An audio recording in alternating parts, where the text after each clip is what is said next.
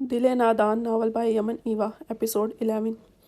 किन्जा चच्चे रिमाप भाई चले गए? अजवा ने यहाँ वहाँ नज़र दौड़ाते सरगोशी में पूछा। हाँ वो तो अभी गया है। पूछ रहा था तुम दोनों का, मगर रूम बंद था। मैंने कहा अभी सो रही हो। उन्होंने हैरत से इसका चोरों जैसा अंदाज देखा। रिमाप के जाने का सुनकर इसने वापस दौड़ लगाई। असबा और अजवा ने मिलकर इसका कमरा छान मारा मगर तावीज़ नहीं मिला। मेरे भाई को कुछ हुआ तो मैं इस बाबा जी का सर फाड़ दूंगी। ऐसी खतरनाक चीज़ भी कोई देता है भला? असबा का गुस्सा बढ़ रहा था। इसकी बात पर अजवा ने तंजिया नज़र से इसे देखा। तुम घर के शेर हो, अकेले में बैठकर धमकियाँ देने वाली, वरना बात तक करने के लायक नहीं रहती हो। और पहले अपना फ्लू संभाल लो।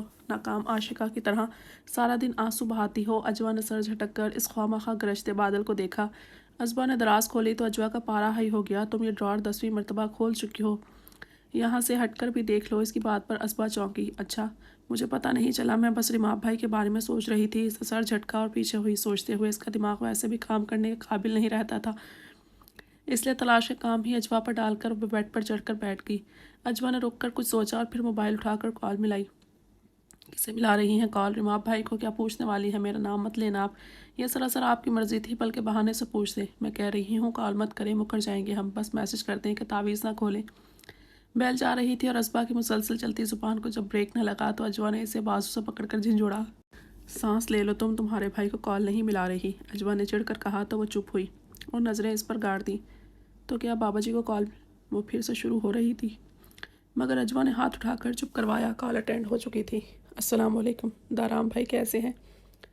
अजवान मुस्कुराकर बोली तो असबा खिसक कर इसके पास आई, मगर इसकी छींकों ने अजवा का तसलसल बिगाड़ दिया।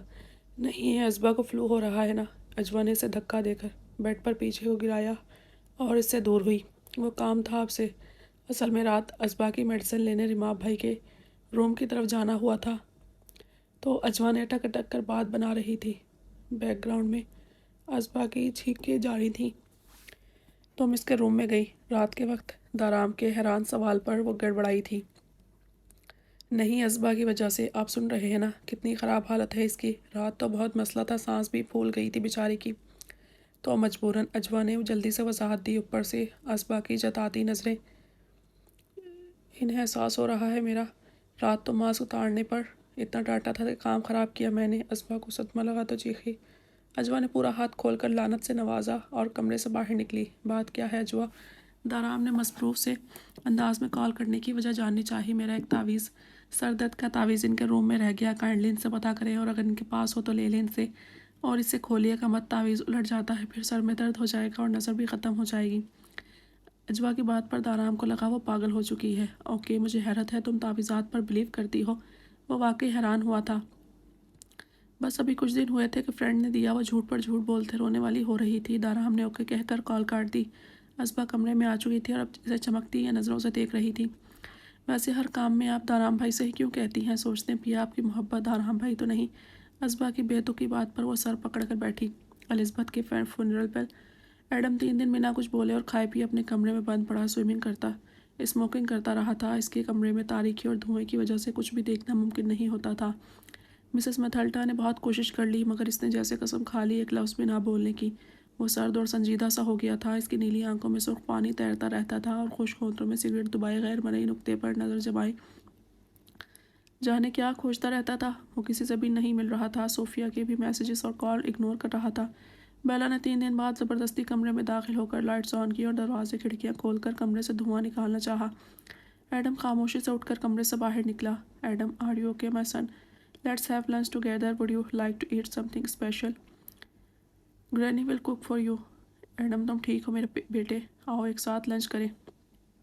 क्या तुम कुछ खास खाना चाहोगे? ग्रैनी तुम्हारे लिए खाना बनाएंगी। मैथल्डा ने इसे कमरे से निकलने पर वेलकम किया और इसका बेरौनक जर्द चेहरा देखा। Granny, I am not okay. Adam शायद ज़िंदगी में पहली मर्तबा अपनी हालत के बारे में सच बोल रहा था। मैथल्डा का दिल कट कर रह गया। स्टीफन ने इसके भटके हुए बदहाल मुसाफिर जैसी हालत पर बेबसी से लब काटे थे। Adam, listen to me.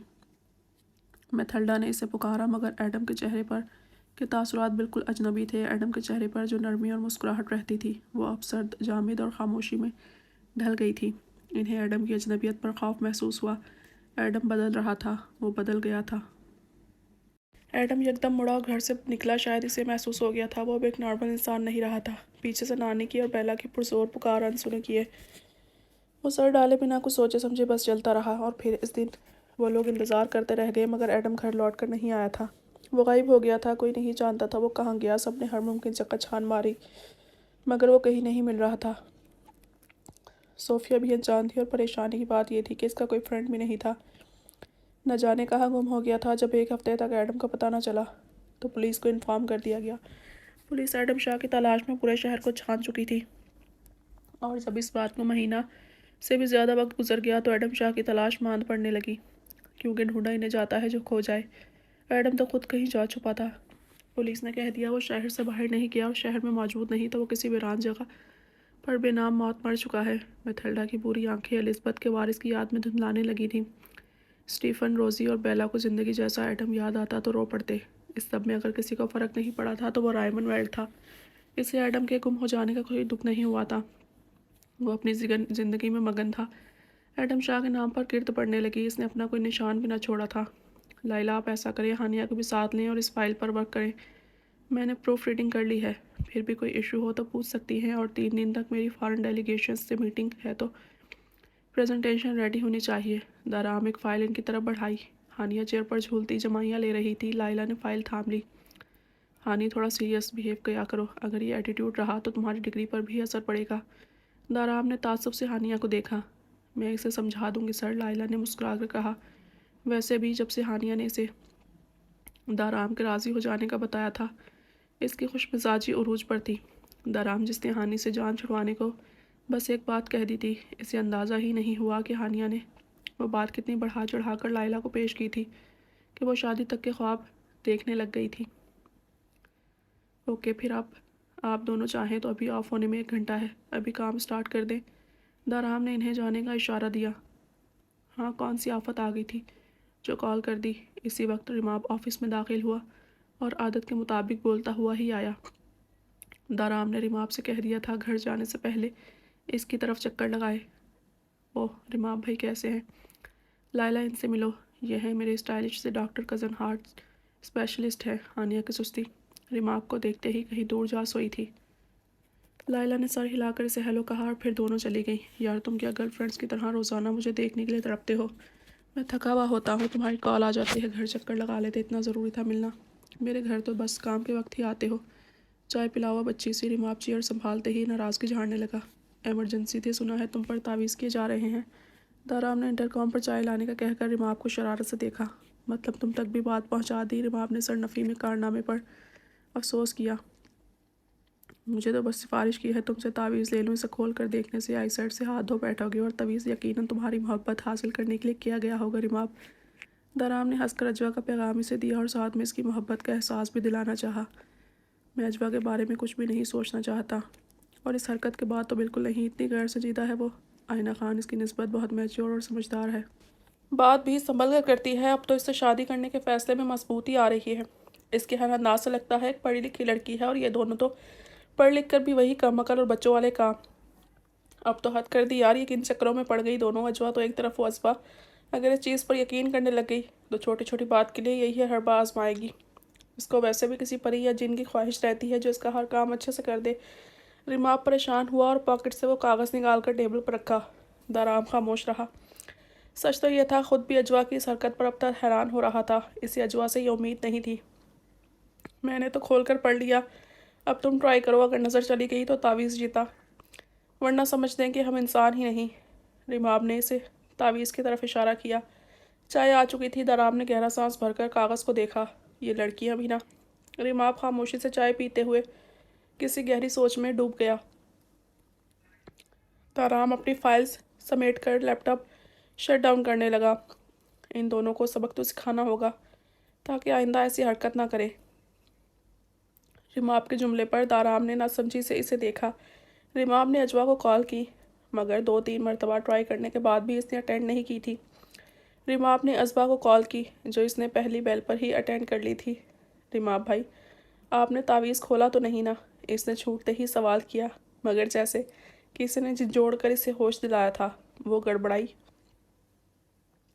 تعویذ تو تمہاری اس اجوا بی بی کے کہنے پر دارام نے مجھ سے لیا تھا، پر یہ بتاؤ کیسا تعویذ تھا آخر کہ دارام نے کھولا اور اب اس کی بینائی ختم ہو رہی ہے؟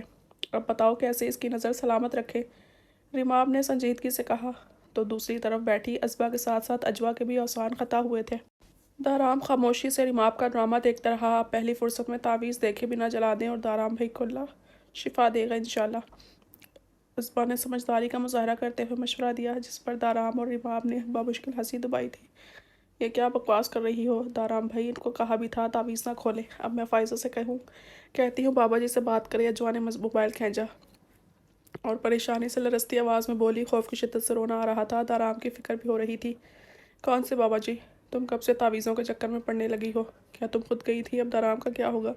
تمہاری بے وقوفی کی وجہ سے وہ اتنا بڑا نقصان اٹھا رہا ہے۔ ریماب نے اجوا کی بات کرتے ہی اسے ڈانٹنا شروع کر دیا۔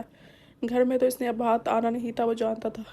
ریماب بھائی قسم سے میں نے ہی کی تھی، میری فرینڈ نے لا کر دیا تھا، اور وہ تو سر درد کا تعویذ ہے۔ دارام بھائی کو میں نے بتایا بھی تھا کہ مت کھولے۔ اجوا اسے وضاحت دیتی رو پڑی۔ اب رونے کا کیا فائدہ؟ ریماب نے کال کاٹ دی۔ دارام نے اس کی بے حسی پر اسے گھورا۔ ریماب وہ پریشان ہے، آرام سے سمجھا دیتے، اب وہ روتی رہے گی خواہ۔ یہ بہت غلط حرکت ہے۔ دارام نے اسے ٹوکا، مگر ریماب اس طرح لاپرواہی سے بیٹھا رہا۔ تھوڑا رو لینے دو، اور پریشان بھی ہونا چاہیے۔ آرام سے سمجھانے کا مطلب اگلی مرتبہ احتیاط سے یہی کام کرتی۔ ان دونوں کا مجھے اچھے سے پتہ ہے دارام۔ آج اجوا نے گھر بیٹھے منگوا لیا، اگلی بار خود بھی چلی جاتی، اور آج کل فیک پیروں کے اتنے کیسز سامنے آ رہے ہیں۔ ریماب انہیں جانتا تھا، تبھی سکون سے بیٹھا رہا۔ دارام کا دل نہیں مان رہا تھا، پر اس نے یہ معاملہ ریماب پر چھوڑ دیا۔ وہاں اجوا کا رو رو کر برا حال ہونے لگا۔ تعویذ لینے پر پچھتاتی، وہ کبھی خود کو کوستی بھی۔ فائزہ کو جس نے مشورہ یہ دے کر اسے ذلیل کروایا اور کام بھی نہیں بنا، ازبا کو بھی اب آہستہ آہستہ معاملے کی سنگینی کا احساس ہوا۔ ہائے بیچارے دارام بھائی، اب ان سے شادی کون کرے گا؟ وہ پریشانی سے سوچنے لگی۔ دارام بھائی آپ ٹھیک ہے؟ I am sorry. دارام رات کو سونے کے لیے لیٹا تو اجوا کا وائس میسج ملا۔ روتی ہوئی آواز پر وہ متاسف ہوا۔ میں ٹھیک ہوں اجوا، اس نے جواباً نرمی سے جواب بھیجا۔ اجوا کو اور بھی رونا آنے لگا تھا۔ اتنا نرم دل انسان کہ اتنے بڑے نقصان پر بھی لہجے میں نرمی اور اپنائیت برقرار تھی۔ میں نے آپ کو منع بھی کیا تھا مت کھولنا، آپ نے کیوں کھولا تعویذ؟ اجوا سسکیاں لیتی اس پر ناراض ہونے لگی۔ اجوا یہ تعویذ وغیرہ کر کے جو محبت حاصل کی جائے وہ کب تک ساتھ دے گی؟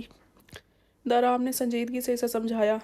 اجوا اس کی بات پر شرم اور خفت سے لب کاٹنے لگی تھی۔ ایسی بات نہیں دارام بھائی، اس نے کمزور آواز میں مکرنا چاہا تھا۔ اوکے اب سو جاؤ، میں بالکل ٹھیک ہوں، دارام نے کہتے کال